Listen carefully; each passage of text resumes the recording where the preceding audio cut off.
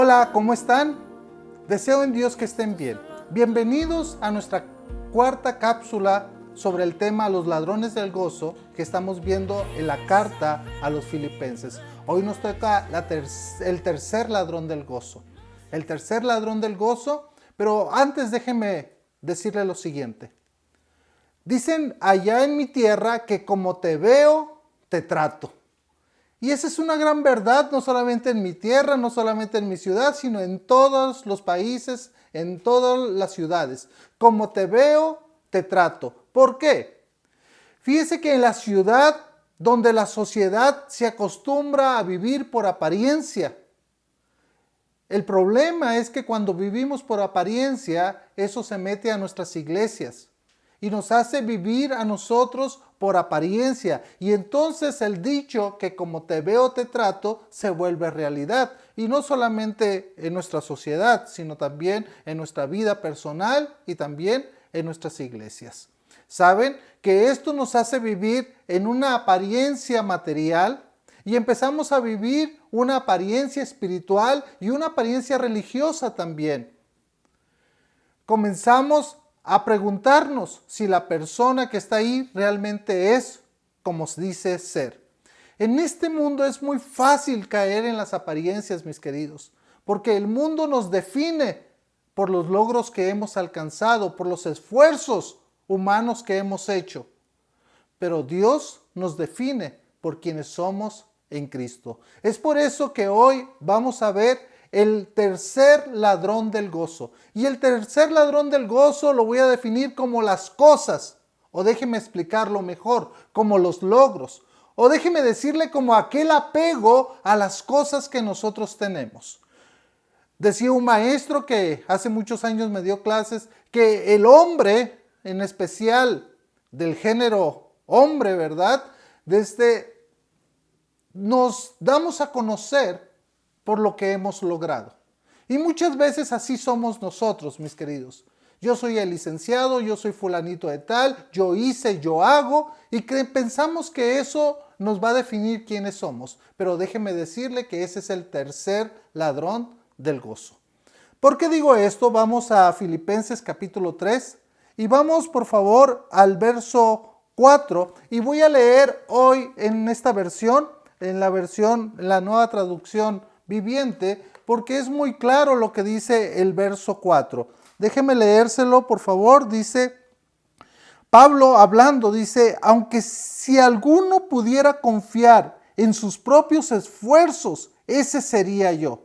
De hecho, si otros tienen razones para confiar en sus propios esfuerzos, yo las tengo aún más. Fíjense que el apóstol Pablo está diciendo, si hubiera una persona en el cual pudiera gloriarse, pudiera decirse por mis propios esfuerzos humanos, yo he logrado muchas cosas, ese sería yo y estaría encima de varias personas más. Los logros del apóstol Pablo que le hubieran hecho confiar en la carne, los define en el verso 5. Dice el verso 5 de Filipenses capítulo 3, circuncidado al octavo día, del linaje de Israel, de la tribu de Benjamín, hebreos de hebreos, y en cuanto a la ley, fariseo, en cuanto a celo, perseguidor de la iglesia, en cuanto a la justicia que es en la ley, irreprensible. Si usted se da cuenta, el apóstol Pablo enlista muchos logros, enlista aquellas cosas que para él hubieran sido como esos esfuerzos humanos y él podría haber sido juzgado por las personas de una manera, como él dice, irreprensible por todo lo que yo soy. Pero ese es un problema muy grande. Fíjense, el apóstol Pablo dijo, yo fui circuncidado al octavo día. Yo cumplí la ley desde niño. Yo fui presentado el octavo día en el templo. Esto hacía que este niño fuera un niño especial, un israelita genuino. La segunda razón que dice el apóstol Pablo por la cual él confiaba en la carne, dice que es del linaje de Israel.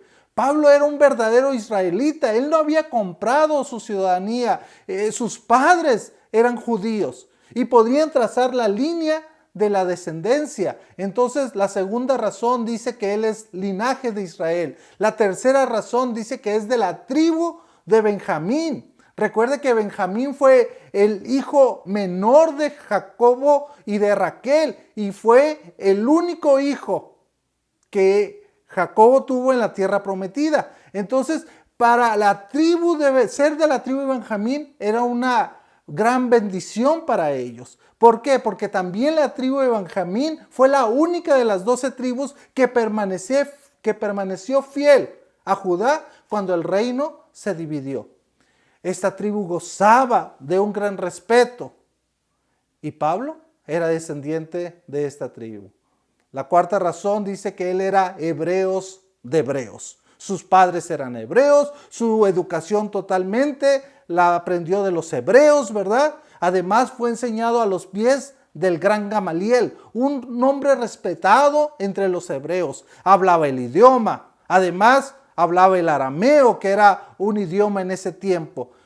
La verdad que él era un verdadero hebreo, porque profesó estrictamente la religión hebrea. Mire, todas estas características el apóstol Pablo lo tenía. Y la otra característica dice que en cuanto a la ley, fariseo. El Señor Jesucristo era un fanático de la ley de Yahweh y fue hasta los extremos que iría un fariseo. Su fanatismo de ser fariseo lo llevó a defender su celo persiguiendo a la iglesia, porque la Escritura dice lo siguiente: en cuanto a celo, perseguidor de la iglesia; en cuanto a la justicia que es en la ley, irreprensible. La palabra irreprensible nos da a entender que Pablo guardaba todos los mandamientos dados por Dios a su pueblo. La palabra irreprensible literalmente significa sin mancha, sin acusación ante un tribunal. Fíjense, estas eran las cartas de presentación del apóstol Pablo. ¿Qué tal? Si tuviéramos que juzgar a una persona o tratar a una persona por sus logros, yo creo que el apóstol Pablo fuera una persona que nosotros nos quitaríamos el sombrero delante de él. Pero, ¿sabe qué, mis queridos? Esto no sirve para nada, va a decir el apóstol Pablo. ¿Por qué? Porque el ladrón del gozo pueden ser las cosas, los logros. Puede ser el apego a todas las cosas que yo pueda tener o que yo pude haber logrado. ¿Cuál es el antídoto ante esto? El antídoto es tener una mente espiritual. ¿Me escuchó bien? El antídoto es tener una mente espiritual. El tener una mente espiritual nos ayuda a tener en claro lo que tenemos y lo que pudimos lograr es por ayuda y misericordia de nuestro Dios y no por mi autosuficiencia. Por lo tanto, debemos de tener el mismo deseo del apóstol Pablo que va a tener en el versículo 10, cuando va a decir: mi fin, mi meta es conocerle, conocer al Señor Jesucristo. Ahora, vea un pasaje que para mí es clave. Versículo 7 dice: pero cuantas cosas eran para mí ganancia, las he estimado como pérdidas por amor de Cristo. Pero cuántas cosas, ¿qué cosas? Las que acabamos de ver, ¿verdad? La circuncisión, que fue presentado, ¿verdad? En el templo de la tribu de Benjamín, del linaje de Israel, hebreos de hebreos, y en cuanto a la ley, fariseo. Pero cuántas cosas eran para mí, que dice, ganancia, las he estimado como pérdida por amor de Cristo. Este es tener una mente espiritual. Esto, mi querido, es poder saber, porque las cosas que se refieren a los logros humanos, dice Pablo, que eso él lo tiene por basura. Dice la Escritura: pero cuantas cosas eran para mí ganancia, la he estimado como pérdida por amor de Cristo. Y ciertamente aún estimo todas las cosas como pérdida por la excelencia del conocimiento de Cristo Jesús, mi Señor, por amor del cual lo he perdido todo y lo tengo por basura para ganar a Cristo. Mire, mi querido, perder para ganar. Yo le llamaría esto, ¿verdad? Pero es que esto es diferente porque todos queremos ganar. Nadie quiere perder. Esta ganancia, dice el apóstol Pablo, es estimada como pérdida. Hay un contraste en las palabras entre ganar y perder. Todos queremos ganar, pero el apóstol está diciendo, yo pierdo todas estas cosas. ¿Sabe qué, mi querido, mi querida? Tener una mente espiritual te va a ayudar a ubicar bien quién es el que está obrando en tu vida, quién es el que te ayuda, quién es el que te lo ha dado. Nosotros solamente somos administradores de la gracia de Dios. Somos administradores de los bienes que Dios nos ha dado. Somos administradores de los logros que Dios nos ha dado. Por eso el apóstol Pablo puede expresar, pero cuantas cosas eran para mí ganancias, la he estimado como pérdida. Por eso puede expresar diciendo, y aún estimo todas las cosas como pérdidas por la excelencia del conocimiento de Cristo Jesús, mi Señor, por amor del cual lo he perdido todo y lo tengo por basura para ganar a Cristo. Lo tengo por desecho, no sirve ya para nada, es lo que está diciendo el apóstol Pablo.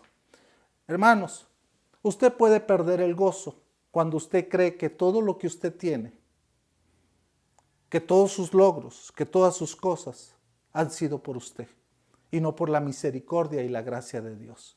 Por eso hoy quiero dejarle esta enseñanza. Recordemos que nuestros logros o cosas que poseemos es por la gracia de Dios. Por lo que nosotros debemos de ver esto con una mente espiritual. No con una mente carnal, sino con una mente espiritual. Lo que tú piensas que es ganancia, tal vez sea pérdida, mis queridos. Lo que tienes, las cosas, los logros, el dinero, la salud, etcétera, lo que sea, son gracias a nuestro Dios. No es por nosotros, sino por la pura misericordia de nuestro Dios. Recuerde que nuestra meta tiene que ser, como dice el verso 10, a fin de conocerle. Y este debería ser el propósito de cada hijo de Dios, conocer cada día a nuestro Señor Jesucristo, a fin de conocerle y el poder de su resurrección y la participación de sus padecimientos, llegando a ser semejante a Él en su muerte. Mi querido, mi querida, el tercer ladrón del gozo pueden ser tus logros, tus cosas, pero hay un antídoto y ese es tener una mente espiritual.